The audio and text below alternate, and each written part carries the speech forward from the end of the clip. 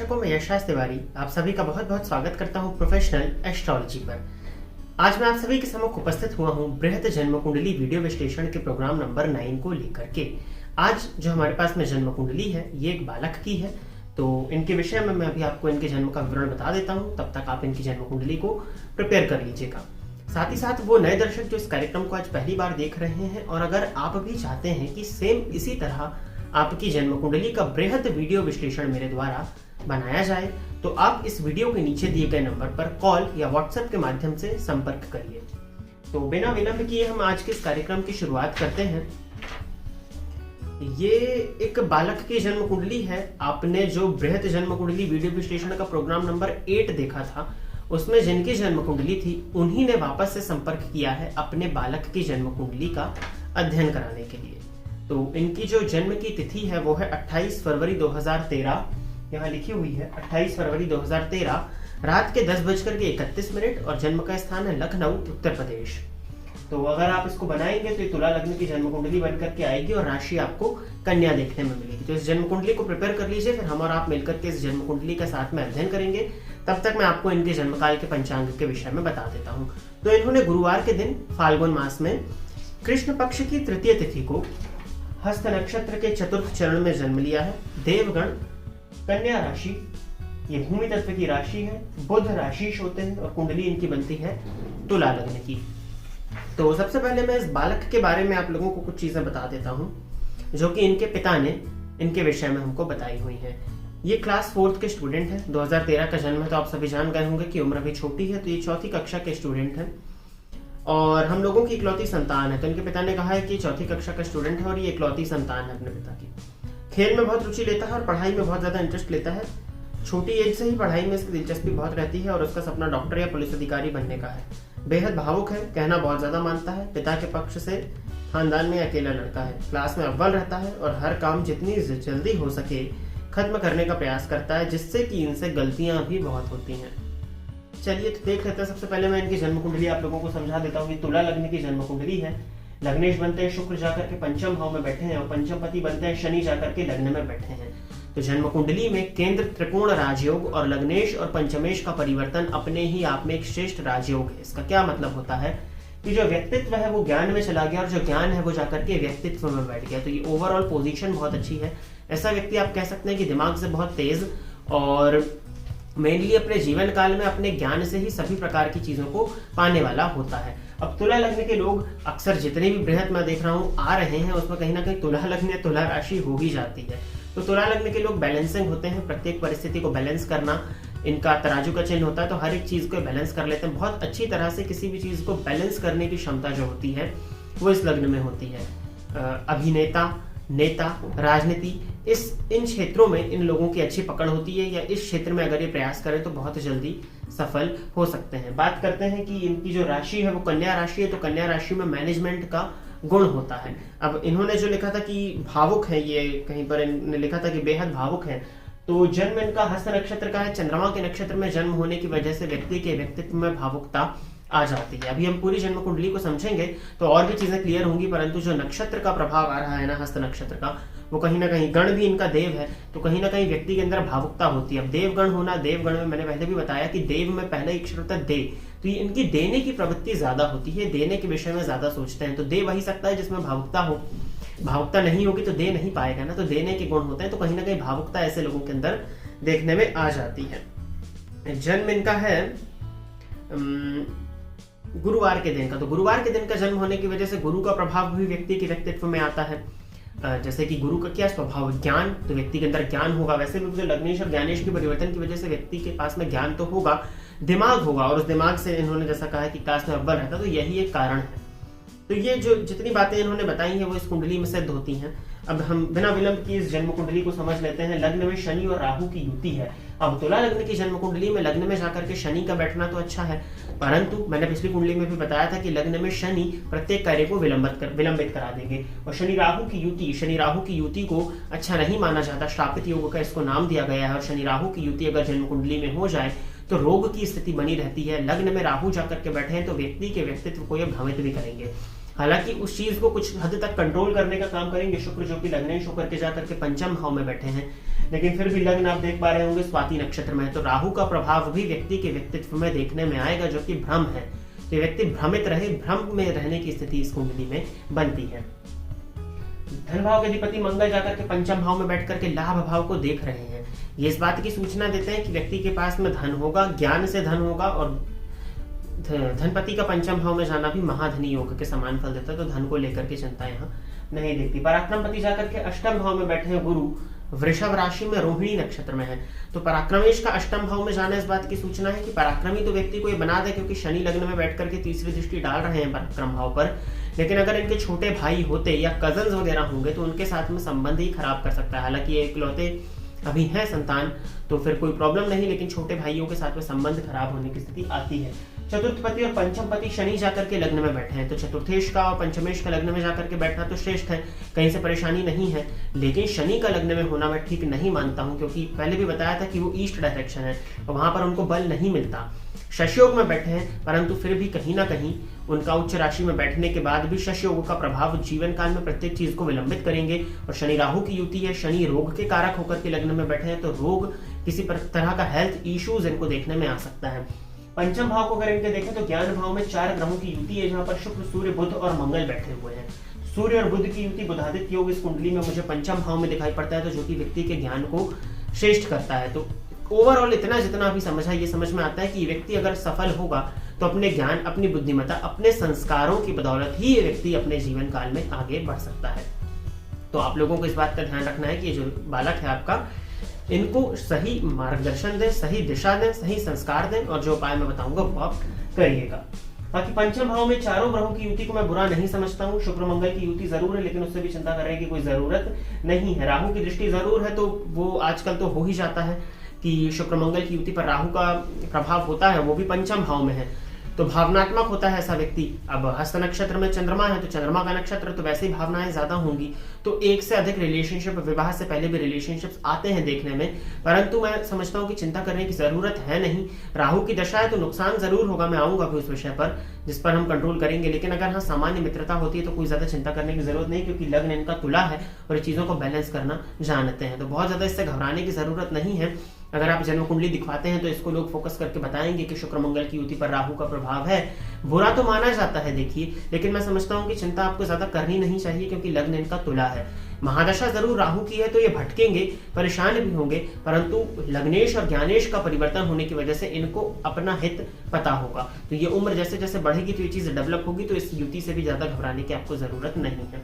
षष्ठपति जाकर के अष्टम भाव में बैठे हैं गुरु, विपरीत योग का फल मिल जाएगा, क्योंकि शुक्र ऑलरेडी बलवान है, 9 इंच पर बैठे हैं, जो कि बलवान अवस्था में दिखाई पड़ते हैं। सप्तमपति मंगल पंचम भाव में जाकर के बैठे हैं, शुक्र मंगल की युति ऑलरेडी सिद्ध की, आप सप्तमेश पंचम में बैठे तो प्रेम विवाह की संभावनाओं को ये दर्शाते हैं। अष्टमपति शुक्र हो जाते हैं, पंचम भाव में जाकर के बैठे हैं, व्यक्ति रिसर्चर हो, रिसर्च करने में ऐसे लोगों का मन बहुत ज्यादा लगे, डॉक्टरेट की पढ़ाई, पीएचडी की पढ़ाई करें, किसी तरह की रिसर्च करें, कुछ नई चीज को खोजें, या ज्योतिष इत्यादि में भी ऐसे लोगों की रुचि देखने में आती है, तो ये भी हो जाती है। भाग्य भाव के अधिपति बुध पंचम भाव में बैठे हुए हैं और पंचमेश जाकर के लग्न में बैठे हैं, बहुत बढ़िया है, भाग्य का साथ ऐसे व्यक्ति को मिलता रहता है। दशमपति जाकर के चंद्रमा 12वें में बैठे हैं, हालांकि चंद्रमा को 12वें का दोष नहीं, लेकिन दशमपति होकर के 12वें बैठे तो कार्यक्षेत्र में थोड़ी सी अस्थिरता देते हैं, और लेकिन वो स्व नक्षत्र में है और गुरु की दृष्टि से दृष्ट है, तो ज्यादा चिंता करने की जरूरत नहीं है। फिर भी अगर ये बालक अपने जन्म स्थान से दूर जाएगा कार्य क्षेत्र के लिए तो ठीक रहेगा। हालांकि स्वदेशपति लग्न में बैठे हैं, तो स्वदेश में भी ऐसा व्यक्ति रहे तो चीजें मिल जाती हैं, परंतु दशमपति जाकर के 12वें बैठे तो जन्म स्थान से दूर जाना ज्यादा उचित रहता है। लाभेश सूर्य है, पंचम में बैठ करके लाभ भाव को देखते हैं, तो लाभेश का जाकर के ज्ञान भाव में बैठना, ज्ञान से व्यक्ति के पास में लाभ होता रहेगा, तो ये स्थिति भी बढ़िया है। ओवरऑल इस कुंडली में धन और दिमाग, ज्ञान, ओवरऑल ये सभी चीजें ठीक है। व्ययपति बुद्धि बन जाते हैं, जाकर के पंचम भाव में बैठे हैं, तो व्ययपति का जाकर के पंचम भाव में बैठना, अगर दूर विदेश से भी ऐसा व्यक्ति जुड़ता है तो वहां से वो ज्ञान को हासिल कर सकता है। हालांकि भाग्येश को व्ययेश का दोष नहीं होगा, तो बुद्ध को लेकर के ज्यादा चिंता करने की जरूरत नहीं है। होता है कि 12वें भाव का अधिपति पंचम में बैठे तो बुद्धि को भ्रमित जरूर कर देता है, लेकिन वो बुद्ध की जो राशि है वो एक भाग्य भाव में भी बनने की वजह से आपको ज्यादा उसके विषय में चिंता करने की जरूरत नहीं है। अब हम बिना विलंब किए इनके प्रश्न की तरफ चलते हैं। पढ़ाई में बहुत रुचि है और इसको अपने एज के हिसाब से बहुत पड़ता है, पर राहु की महादशा लगी हुई है, आगे की पढ़ाई इसकी ठीक चलेगी। देखिए पढ़ाई में रुचि तो क्यों है ये तो हमने ऑलरेडी देख लिया है कि लग्नेश और पंचमेश का जो है परिवर्तन हुआ है, तो व्यक्ति पढ़ाई पर, अपनी शिक्षा पर ध्यान तो देता है। लेकिन राहु की महादशा में राहु का अंतर जो कि अभी शुरू ही हुआ है, तो राहु की महादशा में, बाल्यकाल में राहु की महादशा आ जाए तो बुद्धि को भ्रमित करती है। शुक्र मंगल की युति पर राहु की दृष्टि का पड़ना किसी पार्टनर की वजह से या किसी महिला मित्र की वजह से, या ये भावुक है तो लोग इनका मित्र इनका फायदा उठाएं, तो ये राहु की महादशा इनको भटकाने का काम करेगी। परंतु आप इनको समझाइएगा, इनके साथ में वक्त बिताने की कोशिश करिए, इनके जो मित्र हैं उनके बारे में अगर आप ध्यान रखते हैं, इनको संस्कार देते हैं अगर अच्छे, तो बहुत ज्यादा राहु की महादशा में चिंता करने की जरूरत नहीं है। जो उपाय मैं होगा वो आपको बताऊंगा, लेकिन लग्नेश और पंचमेश के परिवर्तन होने की ही वजह से मैं कह रहा हूँ कि राहु की महादशा में बहुत ज्यादा चिंता करने की जरूरत हमको यहाँ नहीं पड़ेगी। राहु बैठे हुए हैं विशाखा नक्षत्र में, जो कि गुरु का नक्षत्र है, और गुरु इस कुंडली में कारक नहीं होते, लेकिन गुरु का जो अपना मूल स्वभाव है वो ज्ञान है, वो बुद्धि है, वो गंभीरता है, तो वो कहीं ना कहीं राहु के अंदर आएगा जरूर। और राहु बैठे शुक्र के घर में, और शुक्र स्वतः ज्ञान भाव में बैठे हैं, तो राहु को लेकर के ज्यादा चिंता नहीं, लेकिन हाँ पढ़ाई को ये बाधित करता है, व्यक्ति के व्यक्तित्व में भ्रम लाता है, और जब व्यक्ति कंफ्यूजन में हो, व्यक्ति भ्रम में हो, तो पढ़ाई बाधित होती है, तो इस बात का ध्यान रखना जरूरी है। लेकिन आप बहुत ज्यादा इस चीज से लेकर के ना डरें कि राहु की महादशा है तो पूरी तरह से पढ़ाई को चौपट, मुझे नहीं लगता ऐसा, क्योंकि जो स्थितियां मैं आपको समझा रहा हूं, आशा करता हूं कि वो आप समझ रहे होंगे। और राहु की महादशा में चिंता करनी है, लेकिन बहुत ज्यादा चिंता नहीं करनी, बस सही मार्ग देना है और भगवान की शरण में रहना है, पूजा पाठ जो उपाय मैं बताऊंगा उनको करना है, और ज्यादा चिंता राहु की दशा को लेकर के आप ना करें। दूसरा प्रश्न उन्होंने कहा है, बेहद भावुक स्वभाव का है और चतुराई ना के बराबर है। देखिए अभी उम्र छोटी है, इसीलिए चतुराई ना के बराबर है, इनोसेंट होते हैं इस उम्र में जो बच्चे होते हैं, तो थोड़ा इनोसेंट होते हैं। चंद्रमा का नक्षत्र लिया हुआ है तो भावुकता है, हालांकि लग्न में राहु है, शनि भी है, पापा ग्रह ही है वो भी, और तुला लग्न की कुंडली है। लग्न में राहु भी हो तो व्यक्ति जुगाड़ू, तिकड़मी, जब जैसा तब तैसा बोलने वाला, जब जैसा तब तैसा करने वाला, तो उम्र जब बढ़ेगी तो ये प्रभाव इनके व्यक्तित्व में आ जाएगा। अतः आपको इसको लेकर के चिंता करने की जरूरत नहीं है कि व्यक्ति में, बालक में चतुराई नहीं है तो उसका इस्तेमाल ना कर लिया जाए, तो आप उससे निश्चिंत रहिए। उम्र जैसे जैसे बढ़ेगी, राहु की दशा है वो अपना प्रभाव व्यक्ति के व्यक्तित्व में ले आएंगे। बहुत सीधा है, यही कारण है चंद्रमा का नक्षत्र लिए हुए हैं। क्या यही इसका नेचर रहेगा, क्योंकि दुनिया इतनी कोमल नहीं है आगे के वक्त के लिए? देखिए मैंने इसका जवाब आपको दिया, ज्यादा नहीं घबराइए। उम्र जब बढ़ेगी तो राहु का स्वभाव होता है, आप देखेंगे राहु लग्न में बैठे हैं तो व्यक्ति को समाज के लोगों से जोड़ देते हैं, जुगाड़ू तो बना ही देते हैं, तिकड़मी बना देते हैं। तो दिमाग है व्यक्ति के पास में, ज्ञान है, राहु वाली बुद्धि भी जो होती है वो आ जाएगी उम्र के साथ में। अभी छोटा है तो उम्र का फर्क है, उम्र का असर है, इनोसेंट है बालक, तो आपका वो रहेगा। भावुकता इसके अंदर रहेगी क्योंकि चंद्रमा हस्त नक्षत्र में बैठे तो भावुक तो ये रहेगा। इनका जो नक्षत्र है वो चंद्रमा का है और देवगण है, इस वजह से भावुकता इनके व्यक्तित्व में आपको देखने में मिलती रहेगी।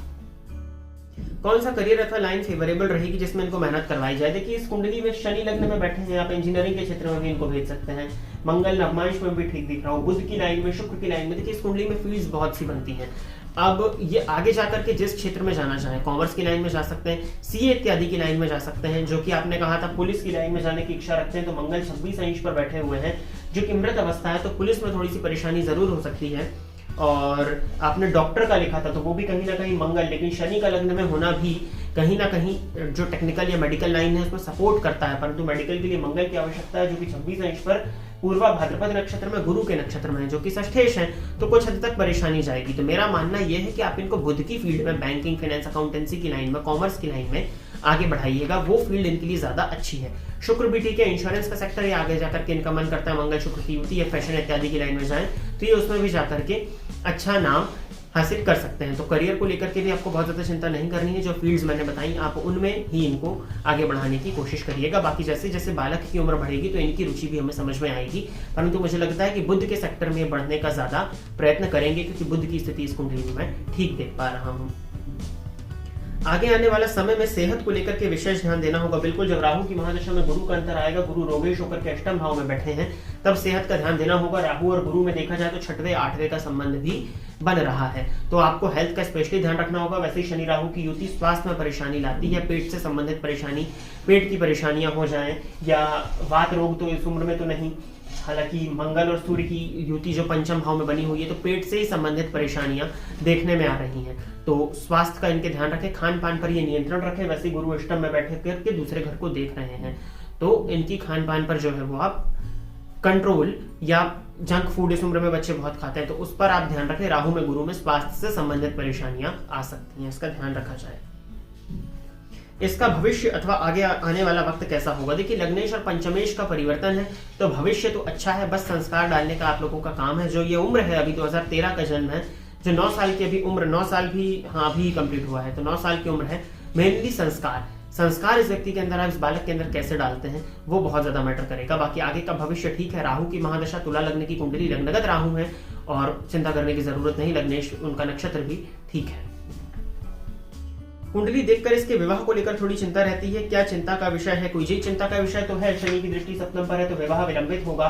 सप्तमपति पंचम भाव में बैठे हैं, तो प्रेम विवाह में कुंडली मिलान वाली समस्या थोड़ी सी हो जाती है कि कुंडली नहीं मिली। और सप्तम में केतु बैठे हैं, शनि राहु की दृष्टि है, नवमांश में भी सूर्य का संबंध बन रहा है, केंद्र में राहु केतु नवमांश में दिखाई पड़ रहे हैं, जिस वजह से वैवाहिक जीवन में परेशानी और विवाह होने में परेशानियां देखने में आ जाती हैं। शुक्र जो कि दाम्पत्य या पत्नी के कारक है, वो नवमांश में शनि की दृष्टि से दृष्ट हो रहे हैं। गुरु जो विवाह कराने वाले हैं, वो नवमांश में शनि की दृष्टि से दृष्ट हो रहे हैं। फलस्वरूप विवाह विलंबित होता हुआ मुझे इस कुंडली में दिखाई पड़ रहा है। हालांकि अभी उम्र बहुत छोटी है, तो चिंता नहीं, लेकिन जब भी विवाह हो, जन्म कुंडली का मिलान करके ही विवाह हो, दाम्पत्य में परेशानी रहेगी। कुंडली मिलान करके करते हैं तो काफी हद तक ये परेशानी कम हो सकती है। समाज के हित या समाज में की सेवा में आगे कोई काम करेगा ये बालक, ये टोटली निर्भर करेगा आपके संस्कार पर, आप किस तरह का इनको संस्कार दे रहे हैं। नवमपति जाकर के पंचम भाव में बैठे हैं और सूर्य और बुध की युति है, और पंचम भाव में ही जाकर के शुक्र बैठे हैं और देवगण है इनका। तो देवगण मैंने पहले भी बताया कि देना जानता है, तो ये सभी चीजें जो कि आपने इसमें लिखी है समाज के लिए है, तो ये इनके व्यक्तित्व में है। उसको पॉलिशिंग करने का काम, संस्कार देने का काम, दान और पुण्य सिखाने का काम आप माता पिता का है, तो आप करिए, इस पर काम करिए। आप बिल्कुल ये समाज के हित के लिए भी आगे चल करके बिल्कुल कुछ करेंगे। गुरु की दशा आएगी तो करेंगे ही करेंगे, तो आप बस इनके अंदर संस्कार डालने का काम करिए। कोई रत्न या पूजा इसके द्वारा कराने का मार्गदर्शन करें। पूजा पाठ में आपको बता देता हूँ, रत्न विवाह के बाद में शुक्र की स्थिति में देख पा रहा हूँ, विवाह के बाद में इनको शुक्र का रत्न ओपल या हीरा धारण करवाइएगा, अभी नहीं, अभी एकमात्र लाजवर्त धारण करवाइए। राहु की दशा है, तो 7.25 रत्ती का, लगभग 7.25 रत्ती का लाजवर्त चांदी के अंगूठी में बनवा करके इनके मिडिल फिंगर में धारण करवा दीजिएगा सैटरडे के दिन। और अगर अंगूठी में ना पहनना चाहें तो गले में पेंडेंट बनवा करके भी आप पहना सकते हैं। पूजा पाठ जो है वो मैं लास्ट में आपको बताता हूँ। आगे पढ़ाई में अच्छी सफलता या उच्च पढ़ाई के योग है, कंपटीशन निकालने या गवर्नमेंट नौकरी के योग है। देखिए, सूर्य की स्थिति इस कुंडली में मुझे अच्छी दिखाई पड़ रही है। पंचम भाव में बैठे हैं, शतभिखा नक्षत्र में जरूर है, वो राहु के नक्षत्र में है, परंतु कोई चिंता नहीं। राहु की दृष्टि से दृष्ट है तो परेशानी जरूर जाएगी, लेकिन लग्नेश और पंचमेश का परिवर्तन, मैं बार बार इसी पॉइंट को नोट कर रहा हूँ कि ये बहुत ही अच्छा और बहुत ही श्रेष्ठ परिवर्तन है। शुक्र लग्नेश होकर के पंचम में बैठे तो ज्ञान है व्यक्ति के पास में और उच्च पढ़ाई का योग भी बन जाता है, क्योंकि अष्टमपति जाकर के यहाँ पर बैठे हैं पंचम भाव में, तो रिसर्च में ऐसा व्यक्ति लगा रहेगा। और गुरु जाकर के अष्टम भाव में बैठे हैं, अष्टम भाव गुप्त भाव है, तो रिसर्च खोज करके कुछ चीजों को पढ़ना तो वो है। और उच्च शिक्षा भाव के मालिक पंचम भाव में जाकर के बैठे हुए हैं, पंचमपति लग्न में है, तो उच्च शिक्षा के भी योग है। और उच्च पद की जो बात आती है तो वो भी मेहनत करनी होगी, परंतु क्योंकि सूर्य पर राहु का प्रभाव है तो सरकारी क्षेत्र में थोड़ी सी हो सकता है दिक्कत जाए, लेकिन सूर्य का बलाबल है इस कुंडली में, सरकारी क्षेत्र में भी आगे बढ़ सकते हैं। नवमांश में भी सूर्य ठीक बैठे हुए हैं, तो ओवरऑल स्थिति इनकी ठीक है और उच्च पद और उच्च शिक्षा दोनों के ही योग इस जन्म कुंडली में है। हालांकि निर्भर करता है कि वर्तमान आप कैसा बनाते हैं, क्योंकि दशा राहु की है, तो वर्तमान को संभाल लीजिए, भविष्य तो उत्तम ही है। 10वां प्रश्न इन्होंने दिया है, एकमात्र संतान है अथवा कोई खास घनिष्ठ मित्र भी नहीं है, ज्यादातर समय अकेला ही पढ़ के या स्वयं खेल के गुजारता है। देखिए क्या है ना, घनिष्ठ मित्र, मित्र भाव के अधिपति शनि है, वो जाकर के लग्न में राहु के साथ में बैठे हैं, देवगण का ये व्यक्ति है। बहुत ज्यादा मित्र भी होंगे तो लोग इनका इस्तेमाल करने लगेंगे, और शनि लग्न में बैठा है तो थोड़ा सा इंट्रोवर्ट या अकेले रहने वाला इनको ये बना रहा है, तो ठीक है लोग इनका इस्तेमाल ना करें। राहु की भी दशा है तो वो आपकी सुरक्षा, आपके बालक की सुरक्षा ही है।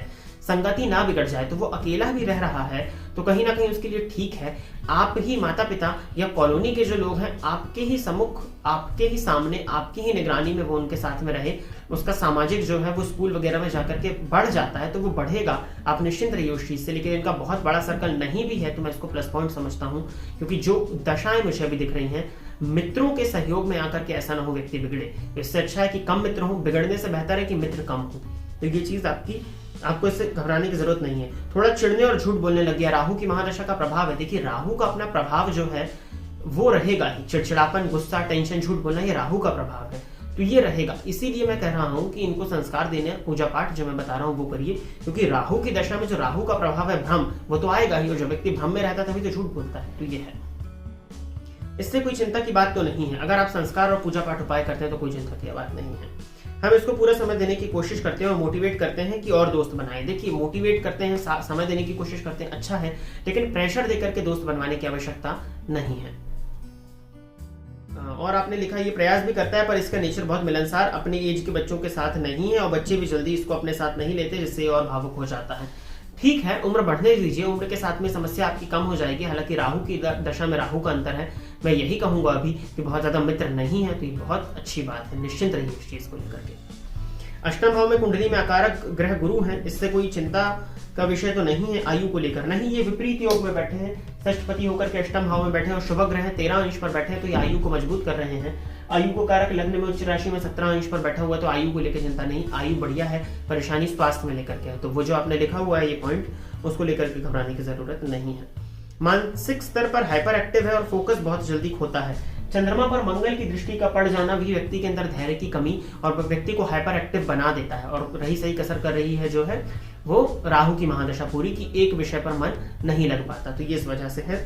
मानसिक तौर पर कोई चिंताजनक बात तो नहीं है इनकी कुंडली में। देखिए, शनि राहु की युति लग्न में बनी हुई है, तो परेशानी तो होती है देखिए, लेकिन मुझे लगता है कि लग्नेश और पंचमेश का परिवर्तन है तो दिक्कत नहीं। सामान्य स्वास्थ्य से संबंधित परेशानियां जो हैं वो आप लोगों को देखने में मिलेगी, तो उसका ही ध्यान रखिए। और फिर से अपनी बात को मैं यही दोहराऊंगा कि बालक की उम्र सिर्फ 9 साल है और आप लोगों का एकमात्र काम है संस्कार देना, एकमात्र काम है संस्कार देना।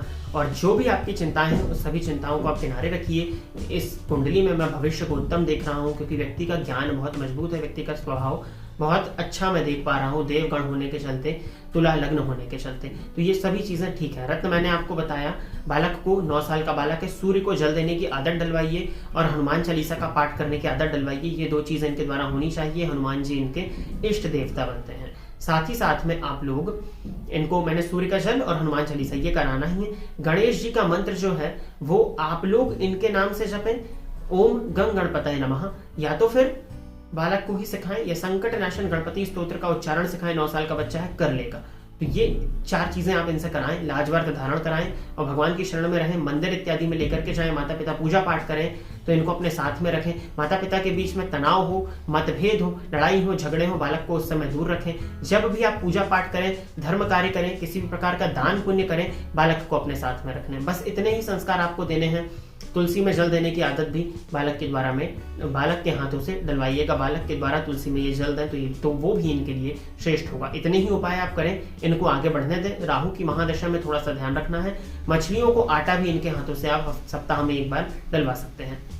इतने ही उपाय करें। लाजवर्त रत्न बता दिया, बस वही धारण कराएं और किसी भी उपाय की जरूरत नहीं है। शांति से इनकी लाइफ को निकलने दीजिए। राहु की महादशा में गुस्सा, चिड़चिड़ापन, टेंशन रहेगा तो थोड़ा सा वो आपको ध्यान देना होगा। बाकी पूजा पाठ अगर ये करने लगेंगे तो मुझे लगता है कि वो भी काफी हद तक कम हो जाएगा। सनलाइट में इनको थोड़ा सा रखा करिए, कुछ समय ये कम से कम धूप में बिताएं तो ये इनके लिए बेहतर होगा।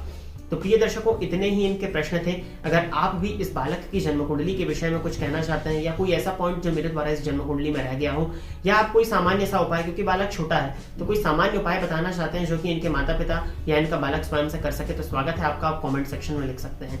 आज के लिए बस इतना ही रखते हैं। अगर आप अभी अपनी जन्म कुंडली का वीडियो विश्लेषण इसी तरह से बृहद रूप से बनवाना चाहते हैं तो आप इस वीडियो के नीचे दिए गए नंबर पर कॉल या व्हाट्सएप के माध्यम से संपर्क करिए। तो पुनः आप सभी के सम्मुख में एक और ज्योतिषीय विषय को लेकर के उपस्थित रहूंगा और रविवार के दिन आप लोगों की जन्म कुंडली का निःशुल्क अध्ययन करने के लिए मैं उपस्थित रहूंगा। तब तक के लिए इजाजत दीजिए, नमस्कार। फोन पर बात करके कुंडली दिखाने के लिए एवं ज्योतिष से संबंधित अन्य सर्विसेज के लिए आप स्क्रीन पर दिए गए नंबर पर कॉल या व्हाट्सएप करके पर्सनल अपॉइंटमेंट ले सकते हैं। अब आप YouTube के साथ साथ Facebook और Instagram पर भी मेरे अकाउंट को फॉलो कर सकते हैं, जहां पर आपको ज्योतिष से संबंधित जानकारी मिलती रहेगी।